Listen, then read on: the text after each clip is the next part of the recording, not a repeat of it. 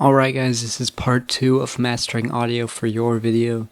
In this video I'm going to actually be showing you the in-depth techniques and the parts that I use to master audio and show you just the basics of how to do this on your own. Now I highly advise you that what I'm going to be showing you in this video is generic. Basically it's a technique, no matter what you do it will take practice and you'll never get anything on the first try. For me, I pertain mainly to music, so with audio it will be basic. There's not really any mixing or in-depth technique going on. But just remember that no matter what you do, there's no standard way of doing anything. You can master audio for every one of your videos and it will be different every single time. Depending on the equipment you're using, when you film it, just the tone of your voice, how you feel, that really affects the mixing and the mastering that you do. So I'm going to be going over the basics in this video. Now this right here, this is the audio that we got from the video in the last part. And what I'm going to be doing is explaining the waveform here versus a completed waveform. So right now I'm going to give you a description on this waveform right here. First off, you'll notice in between these parts where there's no real audio, like here's speaking and then here's no audio, there's still a floor there. There's a noise floor, and when you zoom out you can see it. I mean, it's a very it's a thick line, and when we create an empty space you can see the line there is thin. It's just zero. It's just zero noise floor because there's no sound there. But over here you can see that that line's much thicker. I mean, if I drag these beside each other you can really see the difference. Well, not really, but you get the idea. There's a noise floor and you can hear it, and if your volume's very quiet, or let's say someone's talking and you record it and this is what your waveform looks like when you record it, then when people turn up the volume, that noise floor is going to go up with it. So the noise level will be very high and it's not going to sound very good at all. Another thing to note is right over here. You'll notice when I zoom into the waveforms, it almost has a shadow to it. It looks very artistic and it's nice.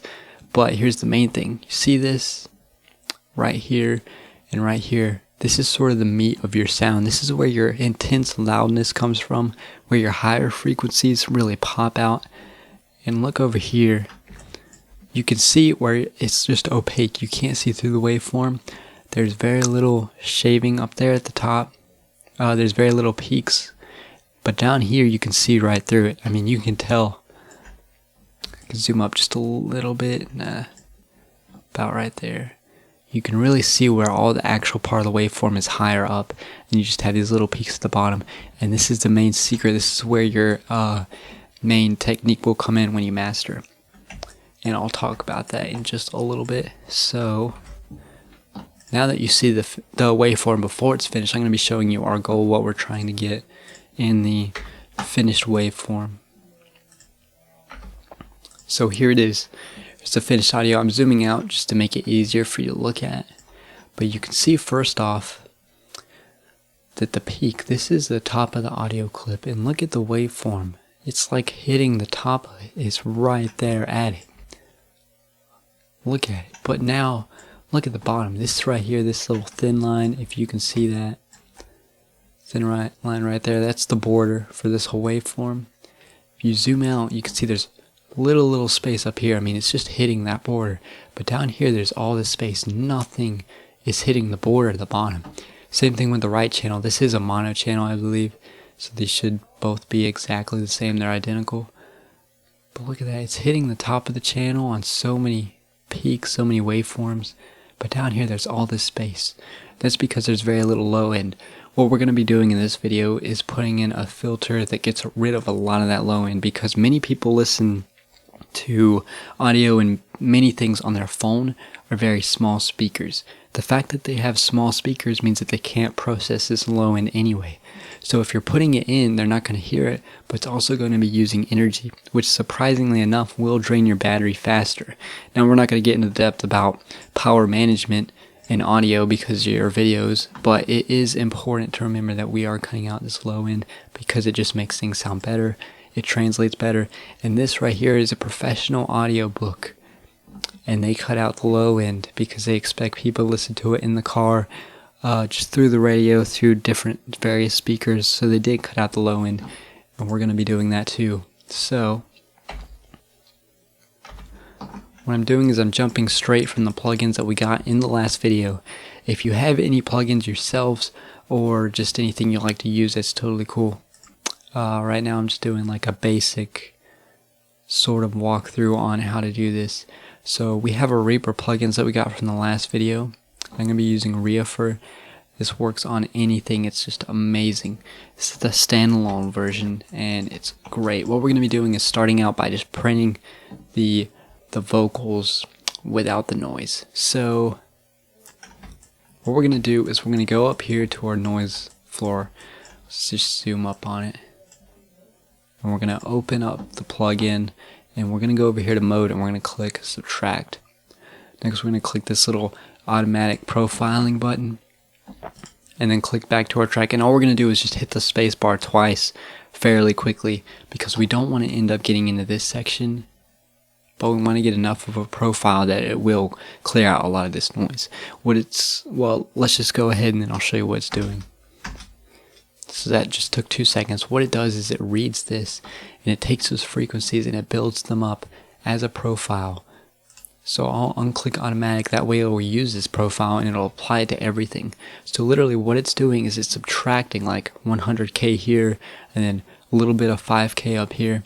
It's subtracting that from the entire waveform to make it appear as though it's reducing a lot of the noise, and it does. Now you'll notice with a lot of your videos, if you're recording in your bedroom or just anything and you're using the microphone from your camera or just your standard camera, it's a condenser microphone. That means that it won't pick up much low end anyway, but if it does, it will be something like your air conditioning unit. Your lights will make a lot of noise, and your breathing, your voice, it'll pick up a lot of things because it's a condenser mic. Now for this video particular, I'm using a dynamic mic because all the people around me, the air conditioning unit, there's different things, there's no treatment going on, and I highly recommend using that if you do have a specific microphone.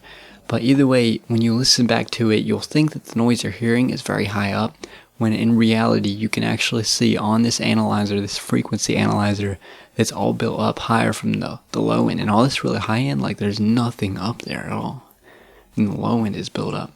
So what we're going to do just to make it easier is we're going to bounce the track, and look at that, like already in between these waveforms there's nothing, there's no sound there at all, and it's already starting to look like that master clip that we were looking at. I mean, here's the before, you can see it's a thick line, and then here's the after, and you can see a little movement right here. This is an actual sound going on, I guess, and between it there's just no sound, and that's amazing.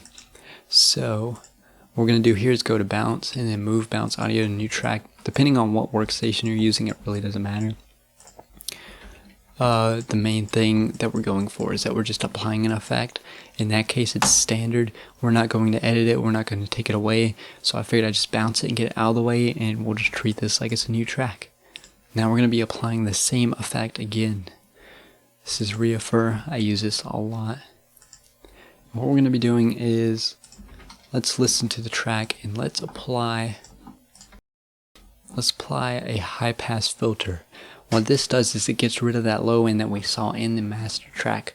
All we're going to do right here, well, I'm not even going to pull it down yet, but we'll get ready to. We're going to be cutting a lot of this downward towards about 300 hertz.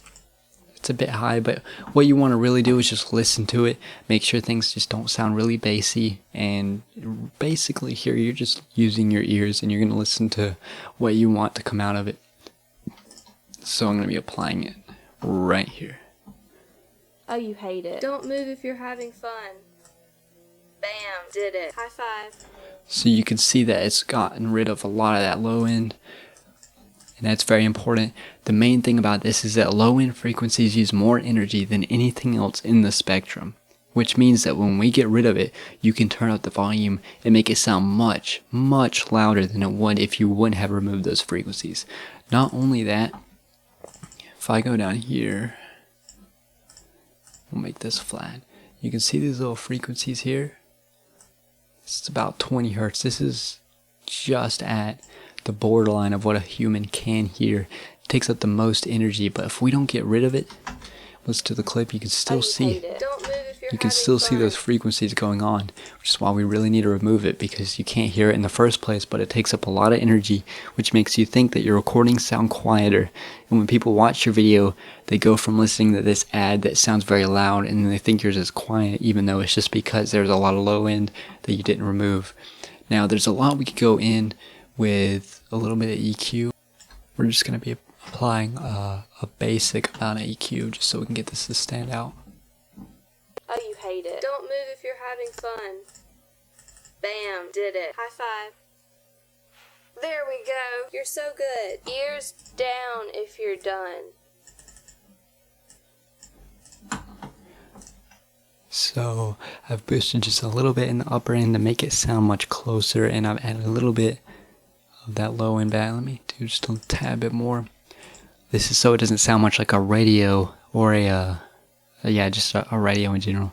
You really want that low end to make your voice sound dynamic and just sort of warm and comfortable, I guess. So we're not going to build it after that, because since we've added EQ, no matter what changes, we can still go in and we can change effects. We might do that later. Next thing we're going to be doing is adding in our limiter. Now I have mine over here. It's limiter number 6. This is what was in the link from the last video. If you want it, I will be publishing it in the description for this video, along with the Reaper plugins and this entire DAW. If you already have all this stuff, and then you have any compressors or limiters that you already use, that's totally fine. I'm just using this for the sake of it being free and easy for anyone to use. So, that being said, what we're going to do is I'm going to start with these settings just because it's kind of awkward to listen to this over and over. If you have a long video, you'll just hit play and you'll listen to it for like 3 minutes while adjusting all these knobs. But since I already know what I'm doing for these, generally you don't want to mess with your settings unless you are listening to the video. I'm not going to use the clip or the protection in this because it does add some distortion. I'm going to use a little bit of this little harsh filter going on. This is if you pronounce an S or like any hard consonants like an S or a C. It will sort of take that out, make it sound just a tad bit better. I'll be increasing this a good bit and then listen to it.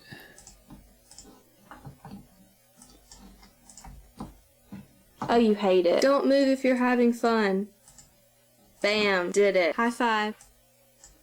There we go. You're so good. Ears down if you're done. Oh, you hate there it. We go. So you can see with these peaks that we're adding in, like you can see, like I talked about before, you can see where the waveform is very opaque. We're trying to get as much of that as possible, because when you listen to the waveform, and if I can get this going, you'll listen and you'll see that the I'm trying to explain this clearly. Just watch this.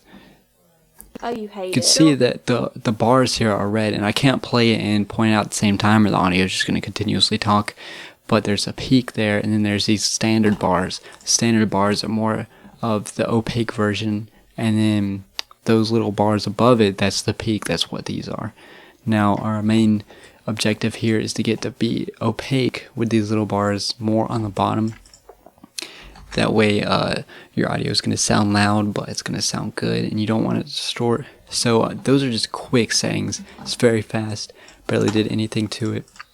But we're going to bounce it and we're going to look at it. Oh, you hate it. Don't move. If you zoom out just a little bit, you can see there's still a lot going on here in the low end. We can get rid of that a little bit more.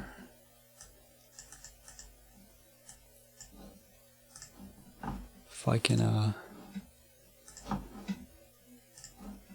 sometimes it also depends if you have a multi-band compressor. Now what we're doing here is we have a little bit of multi-band going on. I'm not going to change that on anything, but generally what it's going to do is uncompress the lower end and only work on the top end. That's the reason the other waveforms look that good. But you can see we're sort of getting where we're going, just sort of. Let's zoom up just a little bit more. Seems to be more even, but you can get the idea where we're going for. This is really hitting up top. We have a lot of low end under here. This could be mainly because of the recording. We actually have a lot going on right there. There's more in the low end than there is in the top end. But our objective is basic, and right now the volume level is really nice. It's also being EQ'd. If you want to add music in the background, then it's basically ready for it. And you can see right here sort of our before and our after going on. Everything just looks louder and it looks a lot bigger. It's like we kind of stretched it out, but nothing is really changing to the quality.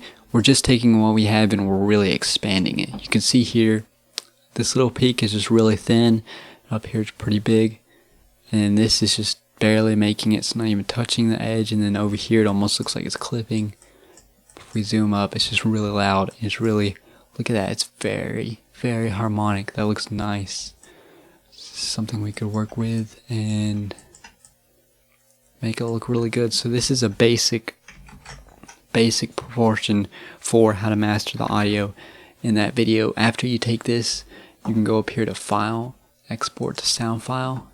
Right now we're doing 16-bit with a 32-bit floating point. I recommend just sticking to that. And then afterwards you can publish to wherever you want and then transfer it from the WAV file that it publishes to into an MP3 file.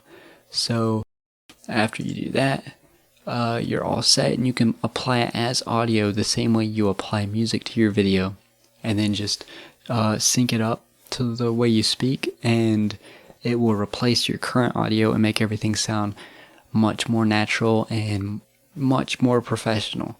Now, like I said, this is just a technique, and your way of doing things will be a lot more different. This is just a basic way of performing mastering for the audio. Very, very basic. There's a lot more plugins generally used, but this is the bottom of the line, the beginner tutorial sort of thing. Generally mastering ends up taking about a week, and then this is sort of a 5-minute get by because it's just basic audio. But that's it. If you like this video, give it a thumbs up. If you want more of these videos, subscribe. We're trying to reach 100 subscribers by June 1st. So hit that subscribe button. If you have any suggestions or any questions about these, then just leave a comment below. Thank you.